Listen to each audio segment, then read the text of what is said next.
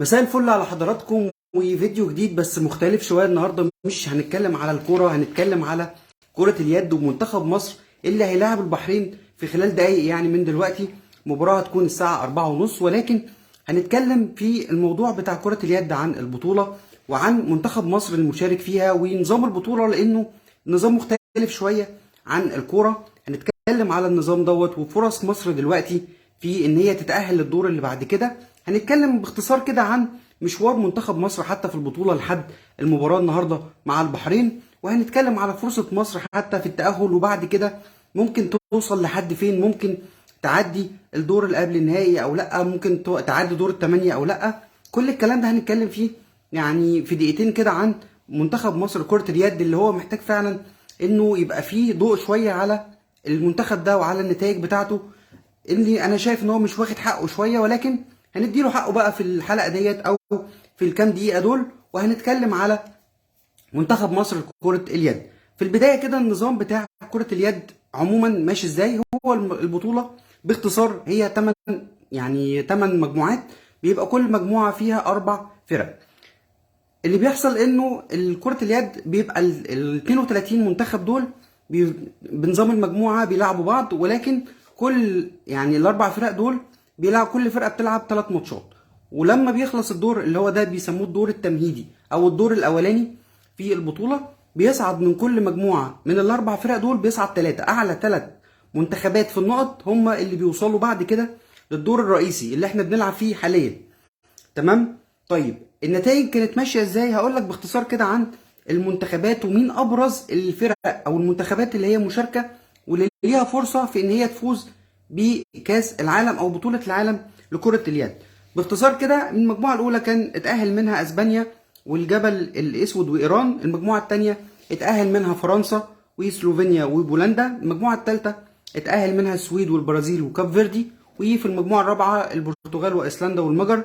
المجموعة الخامسة برضو تأهل 3 منتخبات، ألمانيا صربيا قطر. وفي المجموعة السادسة النرويج وهولندا والأرجنتين. المجموعة بتاعت مصر بقى اللي هي كانت المجموعة السابعة، مصر طبعا اتأهلت في المركز الأول، بعديها كرواتيا، بعديها أمريكا، وخرجت طبعا للأسف منتخب المغرب. في المجموعة الثامنة الدنمارك والبحرين وبلجيكا. طيب نظام بقى التأهل ده بيبقى ازاي بقى في الدور اللي بعد كده؟ كل منتخب بينسى خالص يعني النقط اللي هو جابها في الدور الاولاني، وبيتحسب له بس النقط اللي خدها مع الفرق اللي صعدت معاه. بمعنى ايه؟ بمعنى ان انا مصر مثلا كان عندها 6 نقط، وكرواتيا 4، وبعد كده امريكا نقطتين. اللي بيحصل انه في 3 منتخبات بس هم اللي صعدوا، مصر وكرواتيا وامريكا، فهيحصل انه منتخب مصر مش هيصعد بالست نقط بعد كده كاملين، لا، هيصعد بنتائجه مع الفرقتين تاني اللي صعدوا معاه. يعني احنا صعد معانا كرواتيا وامريكا، فبالتالي مصر هتاخد 4 نقط تتأهل بيهم للدور اللي بعد كده. تمام؟ وكرواتيا بعد كده برضو نفس الكلام، وامريكا دول من المجموعة دي. طيب المجموعة دي بتندمج مع مجموعة تانية اللي هي عبارة عن ايه بقى؟ المجموعة اللي تأهل منها الدنمارك والبحرين وبلجيكا. ونفس الكلام برضو كل فرقة بتلاعب الثلاث فرق التانيين. يعني احنا خلاص مش هنلاعب، احنا معاهم في نفس المجموعة. المجموعة بتاعتنا دلوقتي في الدور ده فيها 6 منتخبات، 5 واحنا، ولكن مش هنلاعب اي فريق او اي منتخب احنا سبق لينا ان احنا لعبناه في المجموعة في الماتشات الاولانية. فاللي هيحصل دلوقتي ان احنا بنلاعب بلجيكا. لعبنا بلجيكا طبعا وفزنا في الماتش اللي فات 33-28. بعد كده النهارده هنلاعب البحرين، ده تاني مباراة، وبعد كده اخر مباراة طبعا وهي اقوى مباراة هي مباراة الدنمارك. دلوقتي الوضع في المجموعة عامل ازاي؟ مصر دلوقتي بعد ال4 نقط وكسبت بلجيكا فهنا بقى عندنا 6 نقط. ده المجموعة اللي هي مجموعة مصر. بقينا المجموعة الرابعة عندنا 6 نقط. الدنمارك اتعادلت الماتش اللي فات في النتيجة مع كرواتيا، ودي يمكن كانت واحدة من المفاجآت اللي كانت موجودة في البطولة. فدلوقتي الدنمارك بقى عنده 5 نقط.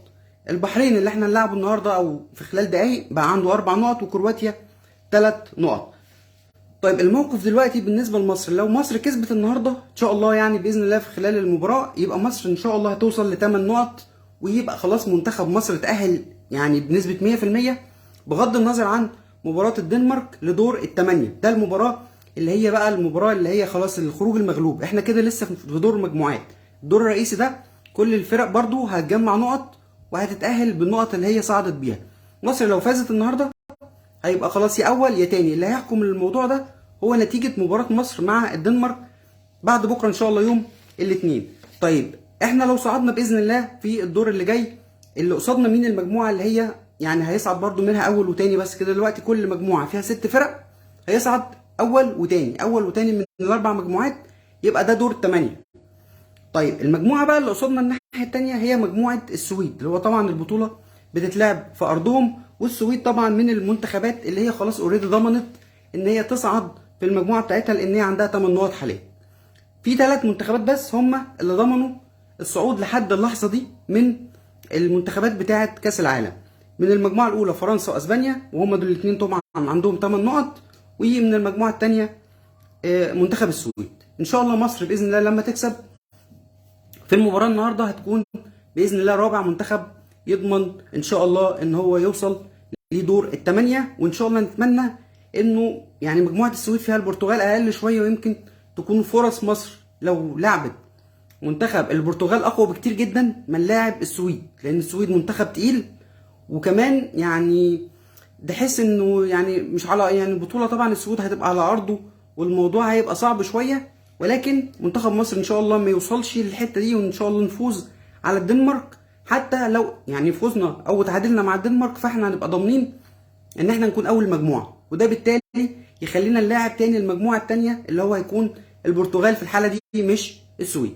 ده بالنسبه للموضوع باختصار في بطوله كاس العالم لكره اليد. ان شاء الله نتمنى ان منتخب مصر ان شاا الله يفوز النهارده في المباراه، وباذن الله نتاهل للدور اللي بعد كده. وان شاء الله هنحاول نعمل حلقات برضو نتكلم فيها على النظام برضو بتاع الادوار اللي بعد كده والمنافسات اللي هتبقى موجوده في بطوله اليد. وان شاء الله نتمنى كل التوفيق لمنتخب مصر. تحياتي واشوفكم دايما على خير. سلام.